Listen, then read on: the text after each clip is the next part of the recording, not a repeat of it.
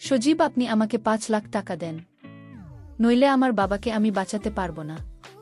সজীব বল, তুমি তো কাজের মেয়ে, আমার বাসায় কাজ করে এই টাকা তুমি পরিশোধ করতে অনেক সময় লেগে যাবে, তাই আমি এত টাকা তোমাকে ধার দিতে পারব না। বরং তুমি যদি আমার একটি কথা রাখ তাহলে আমি তোমাকে টাকা দিতে পারি। তখন কাজের মেয়েটি বলল, কি কথা বলুন, আমি আপনার সব কথা রাখব, কিন্তু আমার বাবাকে আগে বাঁচাতে হবে। তারপর সজীব তার বাবার কাছ থেকে ৫ লাখ টাকা নিয়ে কাজের মেয়ের হাতে তুলে দিল। কাজের মেয়েটি টাকা পেয়ে অনেক খুশি হয়েছিল, কিন্তু সেই টাকা যে তার জীবনকে তছনছ করে দেবে সেটা তো কাজের মেয়ে জানত না। সেই টাকার জন্য সজীব কাজের মেয়ের সাথে জোর করে। এবার মূল গল্পটি বলি। সুভাষচন্দ্র দাস যখন মধ্যরাত্রে ওঠেন তখন পানি নিতে নিজের ঘর থেকে বের হন। ড্রয়িং রুমে এসে পানি পান করেন এবং ফিরে যাওয়ার জন্য প্রস্তুত হন। তিনি দেখতে পান যে তার ছেলের ঘরের লাইট এখনও চলছে। তিনি ঘড়িতে তাকান এবং তখন রাত ১টা বাজে। তার মনে হয় যে তার ছেলে পড়াশোনা করছে। তার ছেলে কতই না লেখাপড়া করে, এবং তার পা অজ্ঞানতার ছেলের ঘরের দিকে অগ্রসর হয়। কিন্তু আগে যেই তিনি দরজা খুলতে যান, তখন তিনি কিছু অদ্ভুত শব্দ শোনেন এবং তারপর থেমে যায়। কিছুক্ষণ চিন্তা করার পর তিনি দেখেন দরজাটি খোলা ছিল এবং সেখানে কোনো লোক ছিল না। যখন তিনি ধীরে ধীরে দরজা খুলে ভেতরে উঁকি মারেন, তখন তার চোখ বিস্ময়ে বিস্ফারিত হয়ে যায়, কারণ তার ছেলে এই সময় স্কুলের পড়া পড়ছে না, সে অন্য কিছু করছে। তিনি দেখেন যে তার ছেলে সজীব তার ঘরের কাজের মেয়ের সাথে গল্প করছে, একটি বিছানায় শুয়ে। সুভাষচন্দ্র দাস যখন এটি নিজের চোখে দেখেন, তখন তার চোখ রাগে লাল হয়ে যায়। তিনি অবিরত দেখছিলেন এবং ভাবছিলেন যে তিনি স্বপ্নেও ভাবতে পারেন না যে তার ছেলে এমন কিছু করতে পারে। তিনি জানেন না যে তার পিছনে তাদের বাড়িতে কবে থেকে চলছে, কিন্তু কিছুক্ষণ আগেই তার চোখ যা এখন রাগে লাল ছিল, ধীরে ধীরে তার মুখের অভিব্যক্তি পরিবর্তন হতে শুরু করে, এবং এখনকার চোখে রাগের পরিবর্তে। এটি তখন ঘটে যখন তার নজর তার কাজের মেয়ের দিকে পড়ে, এবং তিনি ভাবতে শুরু করেন, আরে আমি কখনো ভাবিনি যে কাজের মেয়ে এত সুন্দর হবে।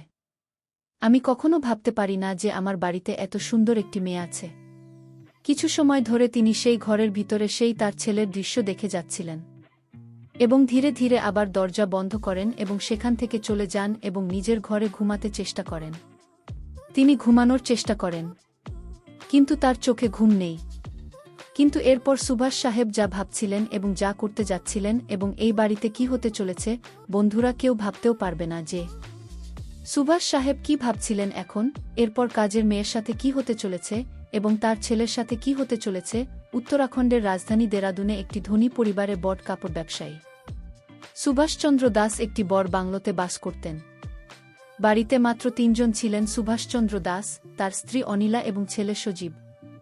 ছেলে সজীব একাদশ শ্রেণী শেষ করেছে এবং পরের শ্রেণীতে বছরে পড়ছে তাদের বাড়িতে। গত কয়েক বছর ধরে একজন কাজের মেয়ে বাড়িতে কাজ করছিল। তার বয়স ১৬ থেকে ১৭ বছর ছিল। মেয়েটির নাম ছিল অঞ্জনা। উত্তরাখণ্ডের চামোলির একটি ছোট্ট গ্রামের বাসিন্দা ছিল। তার পরিবার সম্পর্কে কিছু বলতে চাই। পরিবারে বাবা ছিলেন যিনি প্রায় অসুস্থ থাকতেন, এবং বৃদ্ধ মা যিনি প্রতিদিন পরিশ্রম করে কোনোভাবে সংসার চালাতেন। অঞ্জনা যখন জন্ম হল তখন সে খুব সুন্দর দেখতে হল। আসলে উত্তরাখণ্ড হিমাচল প্রদেশের মেয়েদের সৌন্দর্য আলাদা রকমের। ঈশ্বর তাদেরকে একটি বিশেষ রূপ দিয়েছেন। সেখানকার পরিবেশে এমন যে সেখানকার মেয়েরা খুবই ফর্সা ও সুন্দর হয়।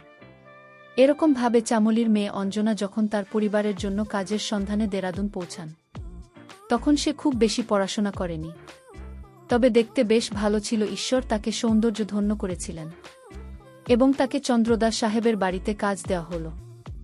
সে বাড়ির সব কাজ ফুল টাইম গৃহকর্মীর মতো সামলাত, রান্না করা থেকে শুরু করে পরিষ্কার পরিচ্ছন্নতা পর্যন্ত সব কাজ সে করত। তাকে ১০,০০০ বেতনে নিয়োগ করা হয়েছিল। এখন অঞ্জনা সেখানে গত ১ বছর ধরে কাজ করছে। অঞ্জনা সেখানে খুশি ছিল, কিন্তু তার একটি সমস্যা ছিল। তার মালকিন অনিল চন্দ্র দাস সাহেবের স্ত্রী খুব রাগী মহিলা ছিলেন। তার স্বভাব খুব কঠোর ছিল। তিনি প্রতি ছোট বিষয়ে অঞ্জনার উপর চিৎকার করে উঠতেন। অঞ্জনার করা কোনো কাজকর্ম তার পছন্দ হতো না। তিনি তার কথা শুনিয়ে যেতেন এবং অঞ্জনা তার এই ভোগান্তিতে বেশ বিরক্ত ছিল। অঞ্জনা হয়তো কম পড়াশোনা করেছিল, কিন্তু সে খুব তীক্ষ্ণ বুদ্ধির ছিল, খুব খুশি আর ছিল, এবং এখন সে নিজের মনে একটি সিদ্ধান্ত নিয়েছে যে একদিন আমি বাড়ির মালকিন হব, এবং সেই দিন আমি ম্যাডামকে বোঝাবে লোক দেখানো কাকে বলে এবং কেমন লাগে এখন সুভাষচন্দ্রের ছেলে। সজীবের কথা বলি, সে কলেজে যেত এবং কলেজ থেকে ফিরে এসে সে 2 দিন ধরে শুধু নিজের ঘরে পড়াশোনা করত। তার বাবা ভাবতেন যে তাদের ছেলে পড়াশোনা করছে। যখন অঞ্জনা সজীবের ঘর পরিষ্কার করতে যেত, তখন সজীব রেগে যেত এবং অঞ্জনার উপর চিৎকার করত যে, আমি তোমাকে কতবার বলেছি যে যখন ঘরে আসবে তখন ভিতরে আসার আগে ঠক ঠক করবে। তুমি সোজা ভিতরে চলে আসো, তুমি একেবারে বুঝতে পারো না। অঞ্জনা সমী বলত, কিন্তু পরের বার আবার ভুলে যেত। এইভাবে একদিন যখন অঞ্জনা ঘরে যায়, তখন সজীব বাথরুমে স্নান করছিল, এবং যখন অঞ্জনা ঘর পরিষ্কার করছিল, তখন সে তার বালিশের নিচে বই এর মতো কিছু একটা দেখতে পেয়ে সে হতভম্ব হয়ে যায়। এটি একটি ম্যাগাজিন ছিল যা সজীবের।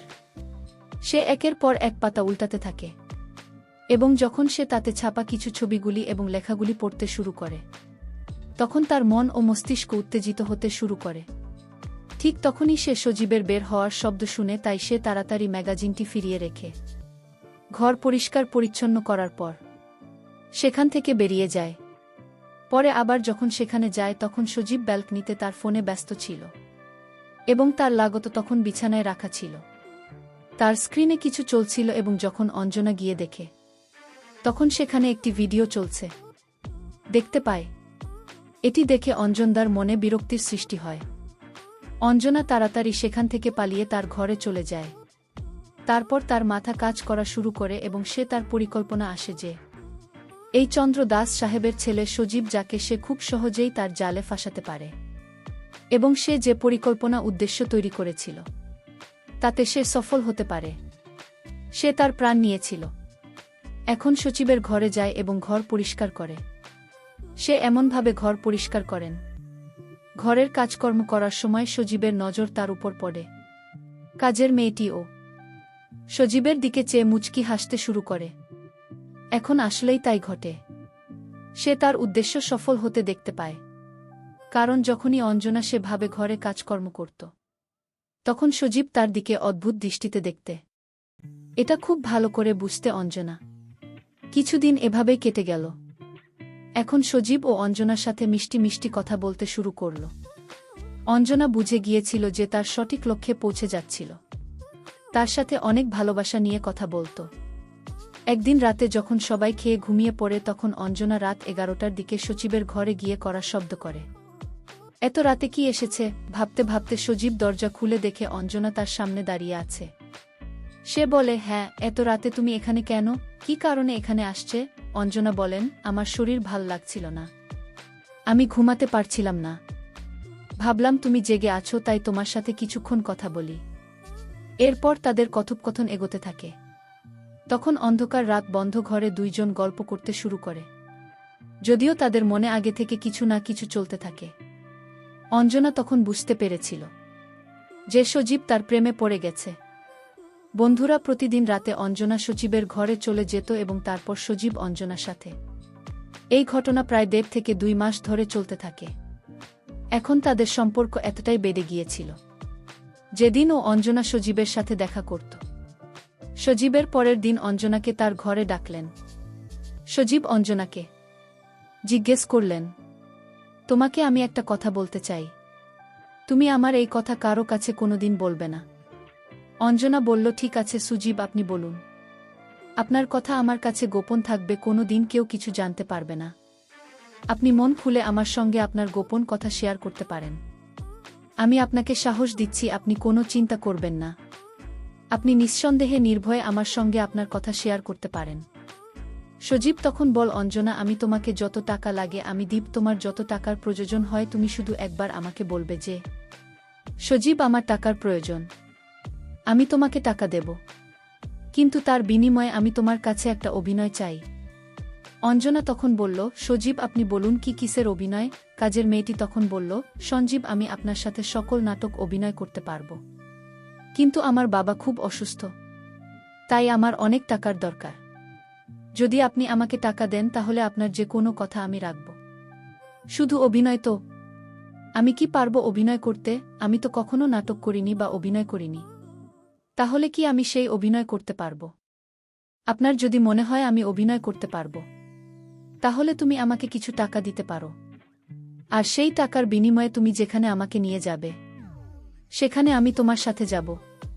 সজীব তখন কাজের মেয়েটিকে 50,000 টাকা দিয়ে বলল, আপাতত এই টাকাটা রাখ। কাজের মেয়েটি তখন বলল, সজীব, আমার 50,000 টাকা হলে চলবে না। আমার আরও কিছু টাকার দরকার।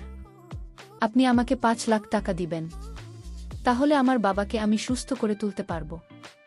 যদি আপনি আমাকে 5 লাখ টাকা দেন, তাহলে আপনি আমাকে যে অভিনয় বা নাটক বলবেন, আমি আপনার সাথে অভিনয় বা নাটক করতে রাজি আছি। সজীব তখন একটু চিন্তায় পড়ে গেল যে এত টাকা আমার হাতে তো নেই, কিন্তু আমার মামার কাছে আছে। তখন সজীব মেয়েটিকে সান্ত্বনা দিয়ে বললাম, ঠিক আছে, তুমি চিন্তা করো না, আমি তোমার জন্য 5 লাখ টাকার ব্যবস্থা করছি, কিন্তু তুমি আমার সমস্ত কথা রাখতে হবে। সজীব তার বাবাকে বলল, বাবা, আমার 5 লাখ টাকার দরকার। তার বাবা তাকে প্রশ্ন করে, এত টাকা তোর কেন প্রয়োজন? সজীব বলল, বাবা, আমি বলতে পারবো না, আমি এটুকু জানি। তুমি আমায় 5 লাখ টাকা দাও। এত টাকা দিয়ে তুই কি করবি? আমি না জেনে আমি তোকে টাকা দিতে পারবো না। টাকাটা আমার ভীষণ প্রয়োজন, প্লিজ বাবা, টাকাটা দাও। সজীবের বাবা তাকে 5 লাখ টাকা দিয়ে দিল এবং সজীবের পিছু নিল। সজীবের বাবা ভাবল যে আমার ছেলে এই টাকাগুলো নিয়ে কি করে তা আমার জানতে হবে। তারপর টাকাটা নিয়ে যখন কাজের মেয়ের হাতে তুলে দিল, তখন সজীবের বাবা বিস্ম দেখল। পরের দিন সজীবকে তার বাবা ডেকে নীল বলল, তুমি কাজের মেয়েকে টাকা দিয়েছ কেন? সজীব কোনো কিছু না বলে ঘর থেকে বের হয়ে গেল। কাজের মেয়েকে গিয়ে বলল, তোমাকে তো আমি টাকা দিয়ে দিয়েছি, এখন তুমি আমার সাথে চলো। বন্ধুরা, ব্যস্ততার কারণে আজকের গল্পটি শেষ করতে পারলাম না। গল্পের পরবর্তী পার্ট আগামীকাল আপলোড দেওয়া হবে। সেই পর্যন্ত সবাই ভালো থাকবেন, সুস্থ থাকবেন। ধন্যবাদ। 1